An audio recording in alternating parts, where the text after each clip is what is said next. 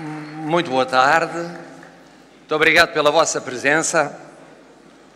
Eu vinha de Bragança há pouco, eu vinha com uma pessoa amiga que conduzia, eu aproveitava para corrigir pontos de direito administrativo e vinha a pensar, com o tempo que está, e estava pior lá em cima do que cá em baixo, como é que vai ser possível mobilizar tantas e tantos lisboetas para este nosso encontro, que não é um comício, que é uma apresentação pública da minha candidatura e ao mesmo tempo queria agradecer-vos o que têm feito nas últimas 2 semanas.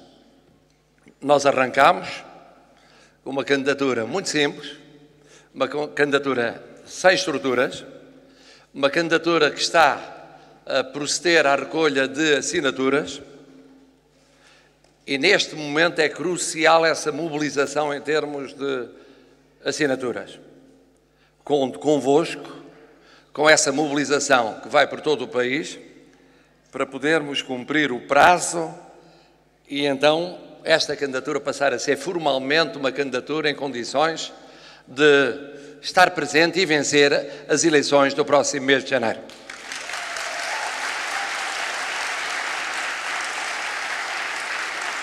Amigas e amigos, depois de Celurico de Basto e do Porto, chegou a vez de Lisboa. E faz todo o sentido que seja assim. Porque durante séculos Lisboa foi o ponto de chegada de portugueses de outras origens e era possível encontrar nos lisboetas, nas lisboetas, vários deles de origem minhota, de origem transmontana, de origem beirã, de origem alentejana, ribatejana, algarvia, madeirense ou açoriana. O país fez-se do norte para o sul e, portanto, fez todo o sentido que eu arrancasse na terra das minhas raízes familiares, seguisse para o Porto e do Porto chegasse a Lisboa. Hoje Lisboa é diferente. Lisboa é hoje uma metrópole, ponto de chegada e de partida de gentes de todos os continentes. Gentes que vêm da África falando língua portuguesa, que vêm do Brasil, que vêm da Europa. E se alguma coisa nós podemos estranhar num país que é tão inclusivo como o nosso, é um facto singular de cerca de 400 mil, 500 mil imigrantes aqui estarem, aqui viverem, aqui criarem riqueza e, no entanto, não estarem praticamente representados nem no poder central, nem no poder local, nem na vida política, nem nos parceiros económicos e sociais. Dir-se-ia que há 2 países. O país social que trabalha e cria riqueza, em que entram esses 400 ou 500 mil nossos conterrâneos, e depois o país cívico, o país político, que se preocupa legitimamente com a situação dos portugueses espalhados pelo mundo, mas que ainda não encontrou uma forma de dar voz ativa e representação àqueles que entre nós são uma realidade social e política relevante. Estamos em Lisboa. E terão perguntado porquê esta sala. Porquê esta sala? Estamos numa sala com história. De uma instituição com história. E eu escolhi esta sala e esta instituição de propósito para mostrar uma coisa muito simples. Que os lugares simbólicos na nossa pátria são património de todos. São respeitados por todos e são vividos por todos. Não são apenas de alguns, são de todas e todos os portugueses.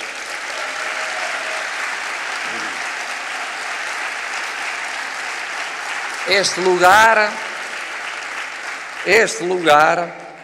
é um símbolo de luta pela liberdade, pela igualdade, pela justiça social. Por valores que explicaram a educação popular, a saúde solidária, os direitos laborais, a participação cívica. Há 135 anos, um homem, sozinho, Custódio Brás Pacheco, trabalhador da indústria tabaqueira, não alinhado partidariamente, mas lutador pelos direitos dos trabalhadores, criou a Voz do Operário. Criou primeiro um jornal, o jornal A Voz do Operário. E 3 anos depois surgiu a associação, que existe hoje e que começou uma obra notável, educando os mais pobres e explorados, dando estruturas mutualistas, proporcionando balneários públicos, postos médicos de apoio, creches e centros de idosos, biblioteca, atividades culturais e hoje estando presente em vários polos escolares, aqui na Graça, no Laranjeiro, na Baixa da Banheira, no Lavradio, na Ajuda e no Restelo. O facto de estarmos aqui hoje, reunidos, nesta sessão de apresentação de candidatura, é ao mesmo tempo uma homenagem ao chamado setor da economia social. Uma homenagem às instituições particulares de solidariedade social, às misericórdias, às mútuas, às cooperativas, aos centros paroquiais, às iniciativas de inúmeras juntas de freguesia e câmaras municipais. Sem esse setor da economia social, a crise por que passámos nos últimos anos não teria sido vivida, enfrentada com a rede de solidariedade, com a rede de fraternidade, com a rede de eficácia e eficiência que atravessou todo o país. E, por outro lado, permite-nos um outro objetivo. Já no Porto eu disse que uma das grandes finalidades desta candidatura é a finalidade da justiça social. É evidente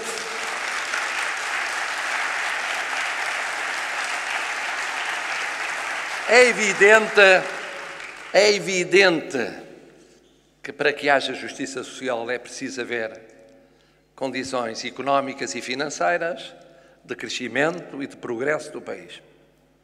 Mas essa justiça social é nos próximos 5 anos a prioridade das prioridades quando olhamos para a situação de muitos portugueses. Menos jovens, preocupados com as suas pensões e reformas. Sem emprego ou com emprego de apreciável duração e com um perfil socialmente preocupante, muitas e muitos dessas portuguesas e portugueses. Com dificuldade de saída profissional, os mais jovens, em particular os mais qualificados. Com 1/4 das portuguesas e portugueses sofrendo ainda o flagelo da pobreza. Sem outra sociedade mais justa e igualitária, de pouco servirá a preocupação legítima de rigor financeiro e de equilíbrio político. Se há rigor financeiro e se há equilíbrio político, é por um objetivo, que é um objetivo social, que é o objetivo da promoção das pessoas, é o objetivo de combate às desigualdades, é o objetivo da criação de um país mais justo e fraterno. Mas, se me permitem, eu vou também aproveitar para explicar a lógica desta pré-candidatura, uma vez que a candidatura estará apenas formalizada no momento em que as assinaturas, recolhidas por todo o país, forem entregues onde devem ser entregues. Começámos por Celurico de Basto, por razões afetivas, por razões pessoais, por razões familiares. E aí eu expliquei porque é que tinha decidido candidatar-me. Por um imperativo de consciência. Entendia que não podia fugir a essa responsabilidade perante o país. Depois, no Porto, fui mais longe, há uma semana. Expliquei os grandes princípios da candidatura e também as regras a que vai obedecer a campanha eleitoral. Os grandes princípios da candidatura, apontando para um país que seja, como foi sempre ao longo da sua história, uma plataforma entre continentes, entre culturas, entre civilizações, com os portugueses que estão dentro do território e os portugueses que estão fora do território. Uma plataforma baseada na inovação, na educação, na ciência, na formação, no progresso, no desenvolvimento. ligando a comunidade de países de língua portuguesa com a nossa pertença europeia e com uma visão transatlântica. E depois explicando porque é que esta campanha vai ser como vai ser. Não é impunemente que se trata de uma campanha verdadeiramente independente. Uma campanha que arranca com uma grande limitação de estruturas e de meios. Porque no tempo vivido por tantas portuguesas e tantos portugueses, não seria justo, nem seria compreensível que fosse uma campanha de outro modo. E temos seguido este caminho e hoje chegou a hora de vos explicar o que penso sobre os poderes do Presidente da República. Algumas e alguns dos que me têm ouvido têm estranhado o facto de aqui e ali eu ter lido ao contrário do hábito do professor e do hábito daquele que, semana a semana, ao longo de muitos anos, contactou com milhões de portugueses e portugueses. A razão é muito simples. É que quando se trata de assumir compromissos, é bom que fiquem por escrito. Quando se trata de assumir compromissos de princípio ou de campanha, é bom que não haja dúvidas quanto às palavras utilizadas. E tudo na nossa pré-campanha tem um tempo e tem uma explicação. Tudo tem um tempo e tem uma explicação. Porque esta campanha tem sido uma campanha de futuro, uma campanha de juventude, uma campanha de alegria, uma campanha de esperança. Mas uma campanha também de esclarecimento. Por alguma razão eu disse que não tenciono comentar, direta ou indiretamente, nenhuma outra candidatura. Porque as pessoas o que querem ouvir é o que nós pensamos sobre Portugal, as portuguesas e os seus problemas. Não é, pois, uma campanha contra ninguém. Eu não me candidato contra ninguém. Eu candidato-me por Portugal.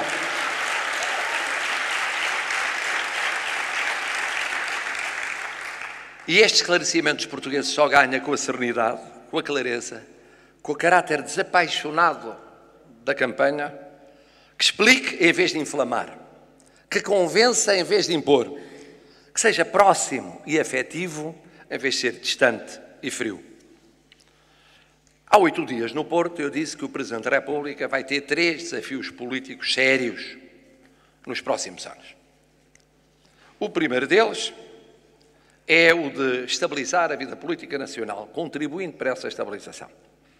O segundo é o de criar convergências, consensos. E o terceiro é o de promover a aproximação entre portuguesas e portugueses. O primeiro, que é o mais limitado, mas que é muito importante, é o de trabalhar para promover a estabilização da vida nacional. Concretamente, a vida política nacional, trabalhando todos os dias pela governabilidade. A governabilidade é um bem essencial. É um trabalho constante. É um trabalho permanente. Antes, durante e para além dos períodos críticos de eleições ou de formação de governos. A segunda tarefa é de criar convergências. Onde já existiram e deixaram de existir. Onde ainda não existiram. Recuperar as convergências perdidas. Alargar essas convergências. Alargar as convergências para tornar mais previsível a vida das portuguesas e dos portugueses. Para que não haja mudanças no essencial todos os anos ou todos os 4 anos. Em aspectos que são fundamentais para cada qual prever e planear o seu futuro. Por exemplo, no sistema de avaliação educativa. Por exemplo, na rede hospitalar. Por exemplo, na sustentabilidade da segurança social. Por exemplo, no ordenamento judicial. Por exemplo, nos quadros fundamentais da administração pública. Trabalhar para que se recuperem os consensos perdidos e se alarguem esses consensos é uma tarefa do Presidente da República. E depois, e sobretudo, uma outra missão fundamental, que é aproximar os portugueses. Aproximar os portugueses. Favorecer a união, que não é uma união nacional, que não é uma união imposta. É um caminho de aproximação e de entendimento e de diálogo entre os portugueses. Os mais velhos dentre nós, lembramos-nos da grande alegria que tivemos com o 25 de Abril e com o nascimento da democracia. E depois como vivemos a Revolução. E como é inevitável em todas as revoluções, houve excessos durante o período revolucionário. E nesse período, os excessos que existiam, de quando em vez, traduziam-se, entre outras coisas, em dividir os portugueses em patriotas e não patriotas, em bons portugueses e maus portugueses, em democratas e antidemocratas, naqueles que podiam ter o exclusivo de acesso ao poder e aqueles que estariam marginalizados indefinidamente do poder. Passaram mais de 40 anos. E é uma coisa que nós sabemos e que eu sei. Nós não queremos voltar a ter esse tipo de divisão entre os portugueses.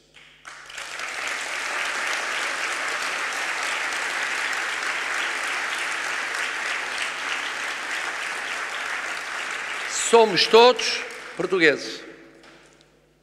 Cabemos todos na democracia. Temos todos a plenitude dos direitos constitucionais, nomeadamente os direitos de participação. Naturalmente, porque há democracia, há pluralismo, discordamos das soluções. Consideramos que há soluções económicas, financeiras, sociais, culturais e políticas que são melhores do que outras. E cada qual tem o seu pensamento e tem direito a tê-lo e a defendê-lo. E esse debate é legítimo, mas tem que ser um debate feito com serenidade, um debate feito com compreensão, um debate feito sem exclusões e, sobretudo, não confundindo duas coisas diferentes, adversários e inimigos. Uma coisa é a política dos adversários, outra coisa é a política dos inimigos. Não há portugueses inimigos de portugueses. Pode haver portugueses adversários de portugueses. Isso faz toda a diferença. Acaba de ser eleito primeiro-ministro do Canadá, um jovem, cujo pai também foi primeiro-ministro do Canadá, que tem como lema, um lema que eu acho muito bonito, que é ultrapassar o medo com a esperança. Ultrapassar o medo com a esperança. Eu diria ultrapassar o medo. Ultrapassar a arrogância. Ultrapassar a crispação com a esperança. Esse é um grande desafio que nós temos neste momento e nos próximos anos no nosso país. O que nos une é muito mais importante do que aquilo que nos separa. É um dever de todos trabalhar pela esperança. É um dever de todos trabalhar pela aproximação dos portugueses. É um dever de todos, e em particular dos mais responsáveis, aceitando os outros. Com serenidade, com humildade. A humildade democrática é isso mesmo. Não é cada qual deixar de defender o que entende que é melhor para o bem do país, é aceitar a riqueza da diversidade, aceitar a inclusão e não impor a exclusão. É evidente que há momentos em que isso é mais difícil. No calor de uma refrega eleitoral, é mais difícil. Nós temos 40 anos ou mais de 40 anos de campanhas eleitorais e de eleições. E sabemos como em período de pré-campanha ou de campanha eleitoral é mais difícil ultrapassar aquilo que nas emoções domina a razão. É mais difícil quando essas eleições culminam em resultados que são sujeitos a leituras muito variadas. E as semanas são intensamente vividas em termos afetivos. Mas eu já disse há uma semana uma coisa que repito hoje. As presidenciais não são uma segunda volta das legislativas. Nem são uma compensação pelas semanas que vivemos ou que iremos viver nos próximos meses. As presidenciais são outra coisa completamente diversa. Não podem ser. Nem uma nem outra destas realidades. Não devem ser. E cabe a todas as portuguesas e todos os portugueses este esforço pedagógico, democrático, de construir esta esperança, mesmo nos momentos mais difíceis da sua construção, fazendo pontos, aproximando pessoas, garantindo governabilidade, que são as tais tarefas que eu apontei, em particular, do próximo Presidente da República. Mas a pergunta é, e como fazer isto? Como fazer isto? Com um Presidente presidencialista? Com um Presidente parlamentarista puro? A Constituição responde, e muito bem, a meu ver, a esta pergunta, nem com um, nem com outro. Nem com um Presidente presidencialista, nem com um Presidente parlamentarista puro. Antes com um Presidente que não queira substituir-se aos demais poderes do Estado, mas que não lave as mãos ou hesite em exercer os seus poderes de acordo com o manifesto de interesse nacional. Um Presidente que fosse, ao mesmo tempo, Primeiro-Ministro, se quisesse substituir ao Governo, quisesse mandar no Governo, tivesse a tentação de dirigir a administração pública, isto é, um Presidente presidencialista, seria indesejável. A nossa história já demonstrou que dificilmente deixaria de conduzir a um abuso de poder, a uma concentração que não é boa de poderes no Estado português. Por seu turno, um Presidente que se apague totalmente, que não seja uma referência de Estado, uma voz decisiva na representação do povo e na pedagogia em relação aos outros poderes públicos, que não seja um fusível de segurança para as situações de crise, seria igualmente indesejável. O balanço da nossa história política também não é bom, neste particular. Facilmente se criaria um clima de incerteza que seria negativo em termos políticos, económicos e sociais. O Presidente da República tem de ser um referencial do Estado, ao mesmo tempo uma voz representativa das aspirações, das angústias, dos sonhos, das desilusões populares e uma segurança para os períodos de crise.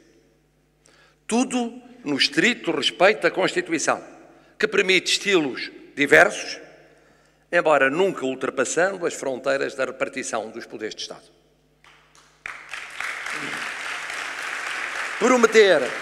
Prometer mais do que isto, prometer um Presidente presidencialista, é enganar as portuguesas e os portugueses, dizendo-lhes que o Presidente pode o que na verdade não pode, ou que haveria uma mudança na Constituição que se sabe ser impossível neste instante após as eleições legislativas.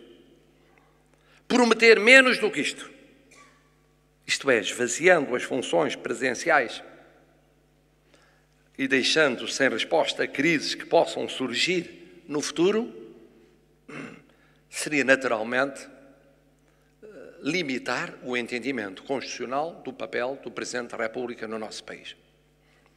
Como sabem, eu fui deputado à Assembleia Constituinte e participei na feitura da Constituição. Depois acompanhei muito perto as revisões de 82 e de 97. E recordo muito bem, como se fosse hoje, do que foi viver uma revolução com pouco mais de 20 anos. E participar na elaboração de uma Constituição em menos de um ano, no meio de uma revolução. Com os altos e baixos próprios de um tempo de grandes debates e de grandes emoções. Depois também me lembro do que foram as noites seguidas de conversações no meu gabinete de Ministro dos Assuntos Parlamentares, em 82, ou com responsáveis cimeiros do partido do Governo, quando eu era líder da oposição em 97. desde 1976-77 que ensino a Constituição portuguesa. Além de ouvir sempre, aprendendo muito, todos os demais cultores do direito constitucional, eu próprio não só participei na feitura da Constituição, como estudei, continuo a estudar e tenho ideias pessoais sobre aquilo que é a interpretação da Constituição, sabendo como é importante conhecê-la e respeitá-la escrupulosamente. E também sei que os tempos que se avizinham não são tempos fáceis para debates de revisão constitucional. É verdade que recentemente foram apresentadas sugestões de revisão do Estatuto Presidencial pelo Sr. Presidente da República. Eu percebo que seja tentador a quem se aproxima do termo das suas funções fazer um balanço e apresentar ideias retiradas da sua experiência pessoal. É humano e é respeitável. Mas não penso que a prioridade política essencial para estes tempos que se avizinham seja estar a discutir a Constituição ou os poderes que nela tem o Presidente da República. Em qualquer caso, é uma decisão que compete ao Parlamento, não compete ao Presidente da República. Por mim, parece-me sim particularmente urgente aproximar pessoas, aproximar comunidades, aproximar instituições, trabalhar por convergências, fomentar a estabilidade política. Tudo o que vá contra essas urgências ou crie ruído quanto a elas, talvez possa e deva esperar um pouco. A Constituição que temos consagra um sistema que é um sistema de equilíbrio de poderes, que uns chamam semipresidencial, outros semiparlamentar. Equilíbrio de poderes entre o Presidente da República e a Assembleia da República. O Presidente da República representa o Estado cá dentro e lá fora. É o Comandante Supremo das Forças Armadas, nomeia o Primeiro-Ministro e o resto do Governo, pode vetar leis da Assembleia da República e do Governo por discordância política ou por dúvidas que tenha quanto ao respeito à Constituição, pedindo então ao Tribunal Constitucional que se pronuncie. Pode exonerar, em circunstâncias excepcionais, o Primeiro-Ministro em caso de irregular funcionamento das instituições, pode dissolver a Assembleia da República e convocar novas eleições e nomeia titulares de alguns dos altos cargos do Estado. Isto é, tem no dia-a-dia poderes importantes para garantir que as instituições funcionem com respeito da Constituição e de forma regular. Mas esses poderes são limitados. Por exemplo, quem conduz a política de defesa nacional e a política externa é o Governo. A nomeação do Primeiro-Ministro deve atender ao resultado das eleições legislativas e ser precedida da audição dos partidos parlamentares. O veto das leis do Parlamento pode ser ultrapassado por uma maioria mais elevada de deputados. A exoneração do Primeiro-Ministro exige uma crise muito grave.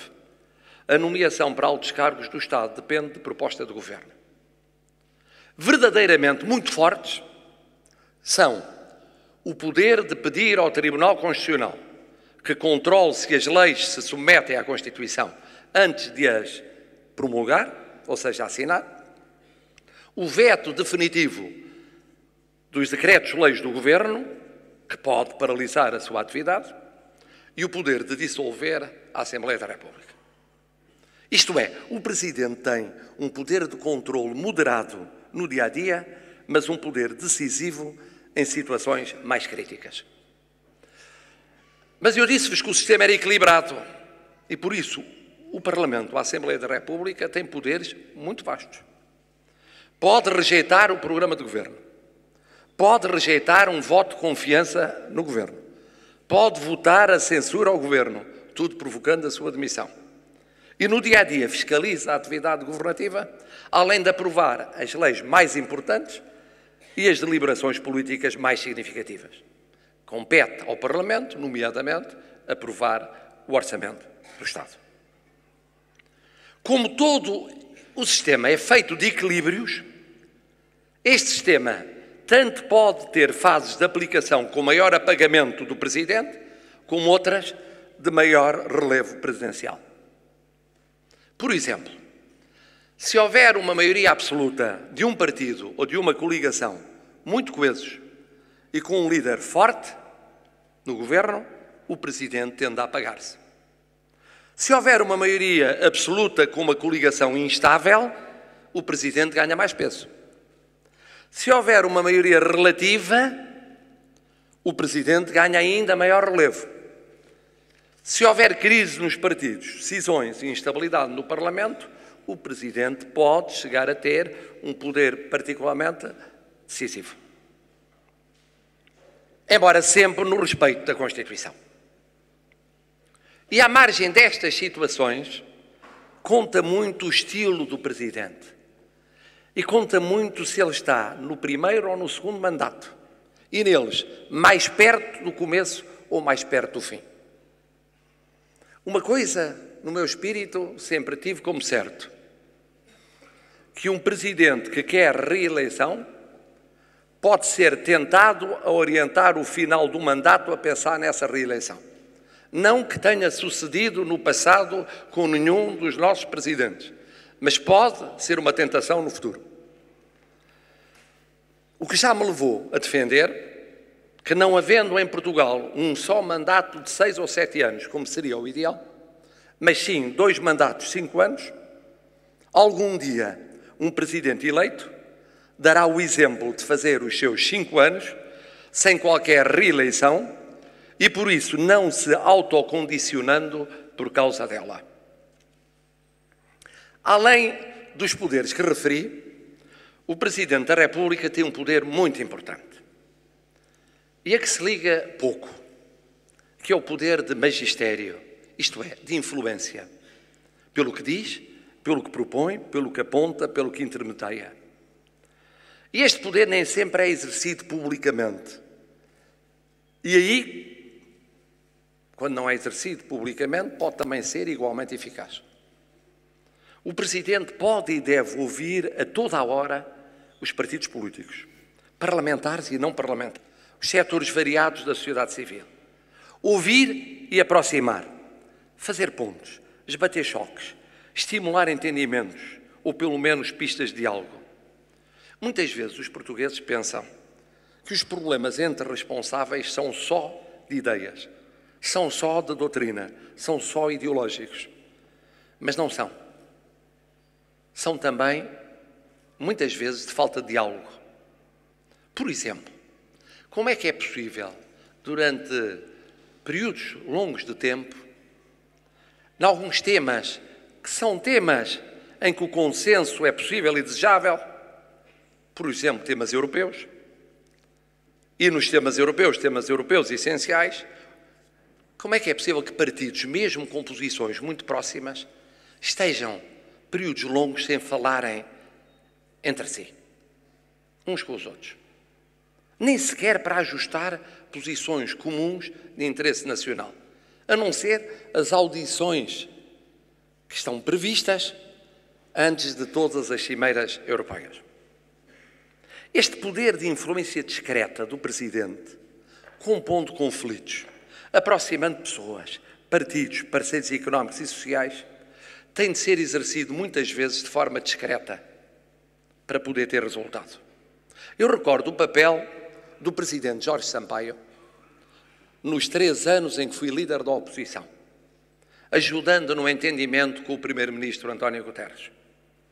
Foram muitas diligências, foram muitas conversas, foram muitas pequenas e grandes intervenções para facilitar confluências sobre a Europa, sobre o euro, sobre a revisão constitucional, sobre os orçamentos de Estado. Nos anos que se avizinham, vai ser ainda mais necessária esta influência. Porque o mundo, a Europa e algumas evoluções da vida portuguesa o vão exigir. Mas este poder de magistério não se esgota na influência sobre os principais protagonistas da cena pública. É essencial a permanente ligação do Presidente com as portuguesas e os portugueses. E já foram ensaiados vários esquemas possíveis. Nestes 40 anos de democracia, foi ensaiado o esquema das presidências abertas, dos roteiros temáticos, da comunicação pela internet. As redes sociais têm ganho uma crescente importância e ela vai aumentar nos próximos 5 anos. E por isso é inevitável que o Presidente esteja atento a essa influência, mas a sua utilização presidencial tem de ser cuidadosa para não suscitar problemas evitáveis. A facilidade de comunicações retirou algum peso às presenças abertas, mas a proximidade das pessoas ganhou maior apelo. Os roteiros temáticos podem às vezes ficar só no conhecimento dos especialistas, mas podem servir para estimular iniciativas e instituições. Uma coisa é certa, apesar da circulação mais fácil das ideias e das pessoas, há entre nós cada vez mais portugueses sós. A solidão é um dos problemas da sociedade portuguesa. Há entre nós cada vez mais carência de proximidade.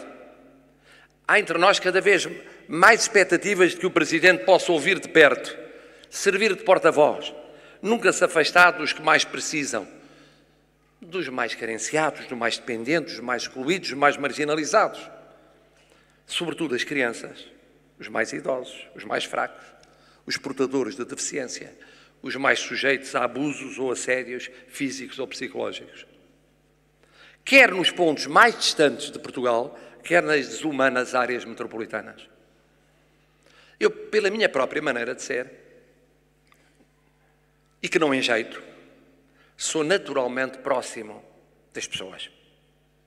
E não vou mudar 1 centímetro a minha maneira de ser.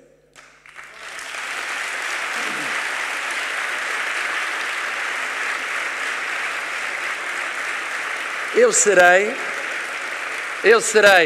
como Presidente exatamente como sou como professor. Exatamente como sou como dirigente de instituições de solidariedade social. Ou como tenho sido, em casos pontuais, como voluntário em hospitais. Ou como fui, ao longo de muitos anos, em termos de comunicação social. Próximo, direto, aberto, frontal, preocupado com problemas, mas não com problemas etéreos, abstratos, com problemas concretos de pessoas de carne e osso. Porque o voluntário lida com pessoas concretas de carne e osso. O professor lida com pessoas concretas de carne e osso. Não lida com abstrações. Deixem-me que vos diga, eu acho que o grande desafio que me espera é este.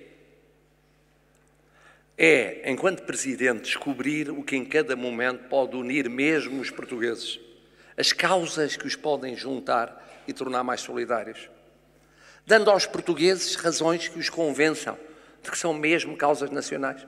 Porque às vezes há causas que parecem para o poder político, obviamente, causas nacionais, mas as pessoas não percebem que sejam causas tão importantes na sua vida. Houve momentos na vida portuguesa em que nós todos nos unimos e percebemos que era uma causa nacional, por exemplo, em relação a Timor. De repente o país todo se levantou em torno de uma causa que tinha a ver com uma sociedade onde a maioria esmagadora dos portugueses nunca tinha ido nem nunca iria, mas onde se passava um problema que era um problema essencial, que foi assumido como fundamental para a vida dos portugueses. E o país sentiu-se solidário e demos-nos todos as mãos. Gente dos mais diversos partidos, da esquerda à direita, do centro-esquerda ao centro-direita. Quais as causas que serão um desafio no futuro? Talvez uma causa para aqueles que, como os menos jovens, tanto os preocupa, de que vos falei inicialmente, a causa do combate às desigualdades em Portugal.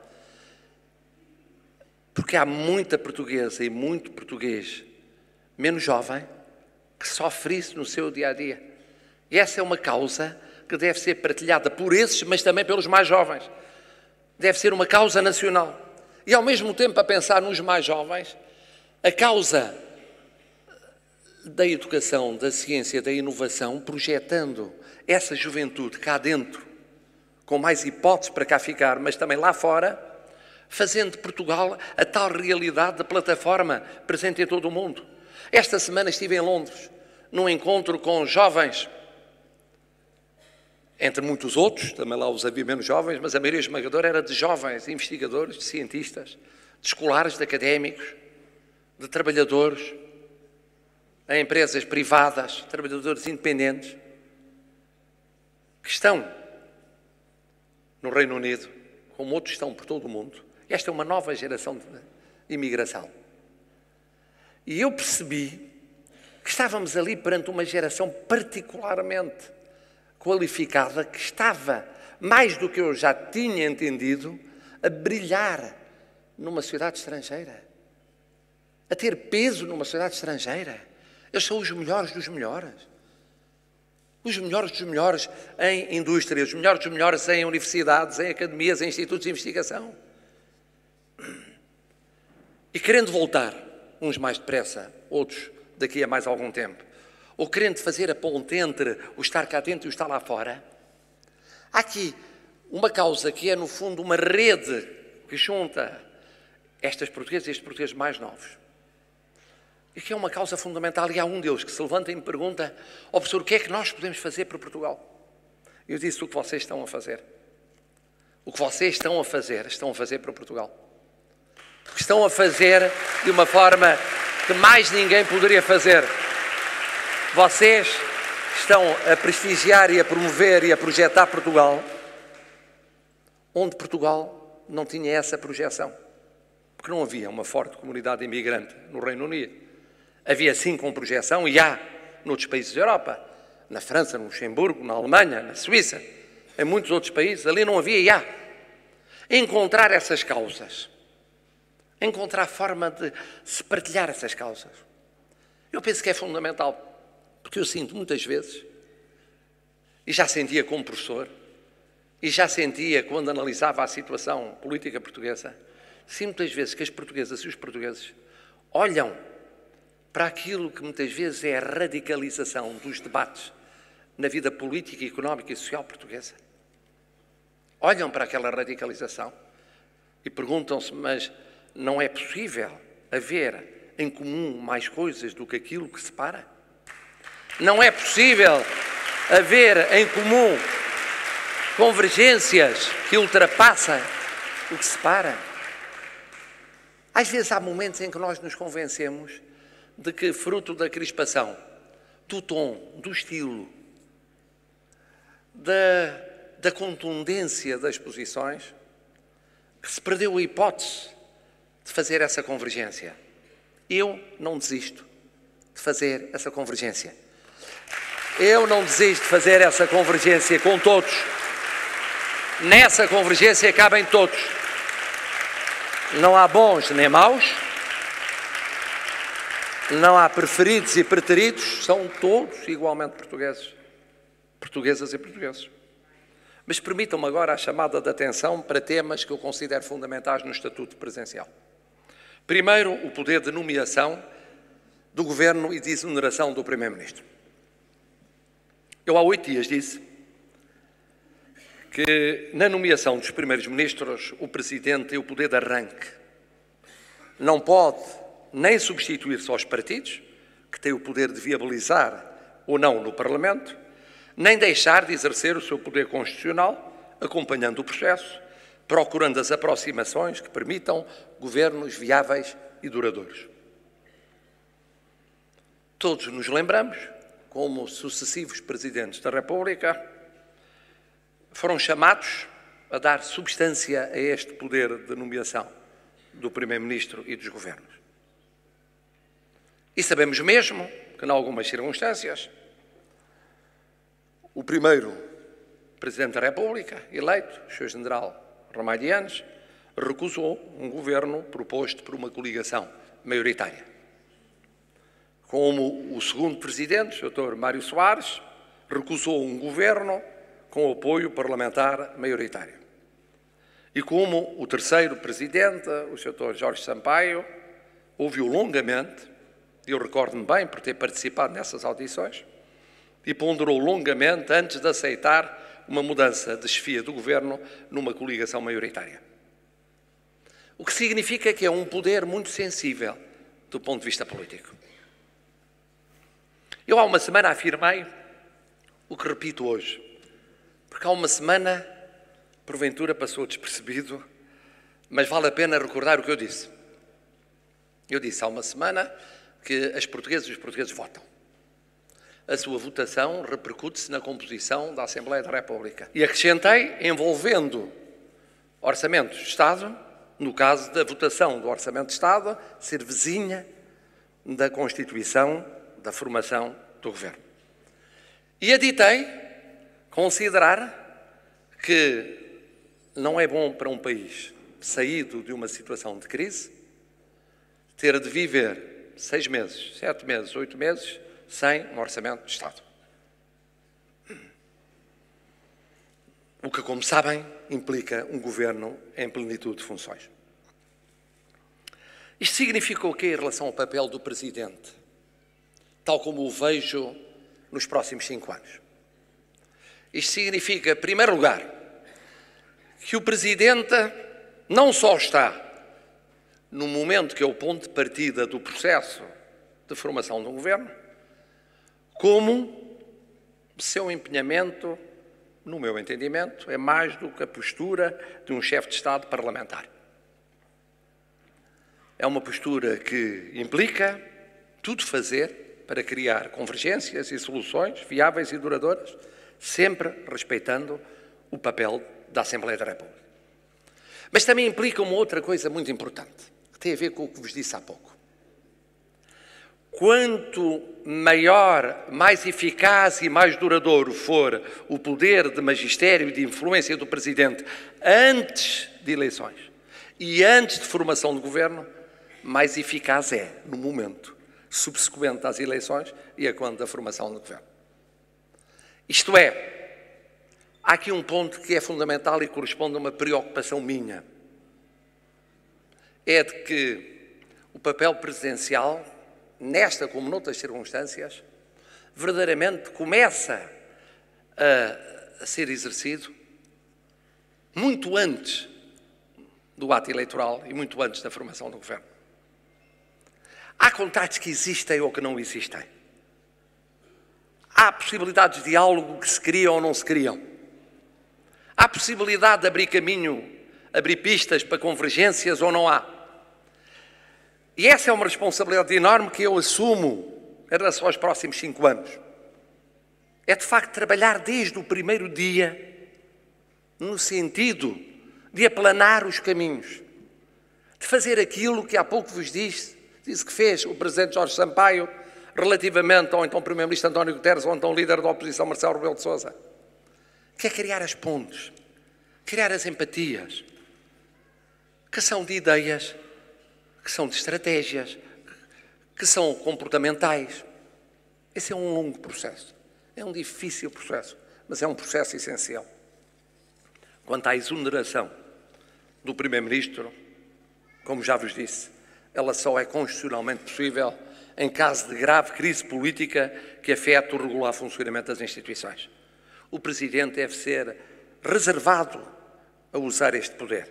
É um poder de último recurso. E, sobretudo, só o deve utilizar não havendo alternativas no quadro parlamentar existente. Uma segunda observação que queria fazer sobre o poder de dissolução da Assembleia da República. E como veem, eu estou a tornar claro tudo o que entendo sobre os poderes presidenciais em relação ao futuro. É um poder livre do Presidente da República, mas não é um poder absoluto. Deve ser exercido no caso de os problemas verificados no Governo ou nas relações entre Governo e Parlamento revelarem ou suscitarem graves situações críticas que comprometam o interesse nacional e que não sejam compatíveis com uma solução dentro do quadro parlamentar existente.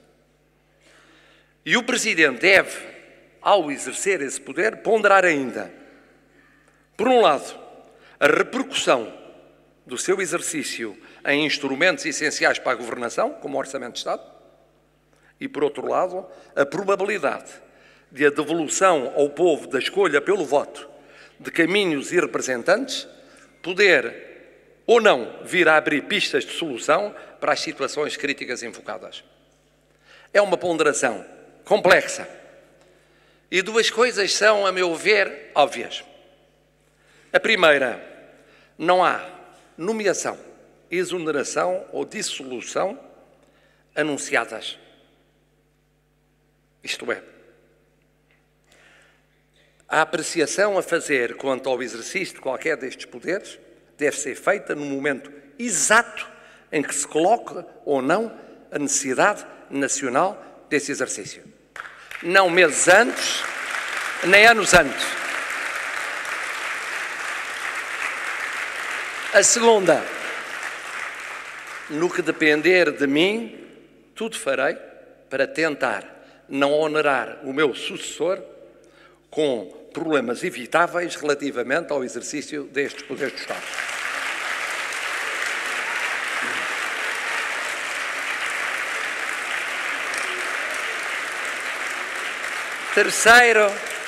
Terceiro, nota. Os poderes presidenciais em matéria de veto de leis, em particular do Parlamento. O pedido de controle pelo Tribunal Constitucional deve derivar sempre de dúvidas de constitucionalidade. O veto político não deve ser fundamentado em razões de constitucionalidade, mas em razões políticas. Sempre entendi isso. Estas razões podem envolver a pré-compreensão que o Presidente tem da realidade política, económica e social, mas têm sempre de dar peso decisivo à avaliação daquilo que é a sociedade no momento em que o veto é exercido. Dito de outra maneira, o Presidente não pode esquecer a pessoa que é, mas também não pode reduzir o desempenho do cargo a uma mera afirmação pessoal, esquecendo a dimensão institucional. Amigas e amigos, portuguesas e portugueses, esta é a minha visão do papel do Presidente da República em Portugal. E vim aqui hoje, neste lugar simbólico, dizer com toda a clareza a visão que tenho sobre uma matéria muito sensível da vida portuguesa. Um Presidente que respeite e que faça respeitar a Constituição. Um Presidente que respeite a separação de poderes, mas que use todos os poderes que tem, se e quando necessário. Um Presidente que seja próximo dos portugueses. Sempre um Presidente que seja o mais simples possível nos meios que usa, na vida que leva, nas estruturas que o apoiam, na segurança que o rodeia. Um Presidente para os bons e para os maus momentos. Que esteja disponível para ser aplaudido como para ser atacado. Sem euforias nem medos. Sabendo que a glória dura um segundo e que a acrimónia, a queixa e a crítica, às vezes uma eternidade. Um Presidente que não amue com perdas de popularidade ou queixas dos cidadãos. Um Presidente que, no final do seu mandato, dispense o estatuto específico para ex-chefe de Estado.